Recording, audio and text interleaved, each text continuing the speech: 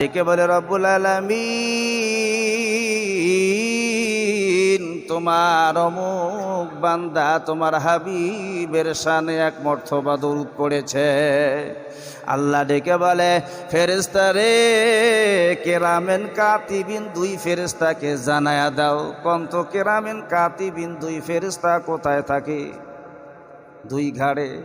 এই ফেরেশতাদেরকে জানায়া দাও, যারা আমি আমার নবীর শানে দরুদ পাঠ করেছে, তাদের আমল থেকে যেন একটা করে গুনাহ কেটে দেওয়া হয়।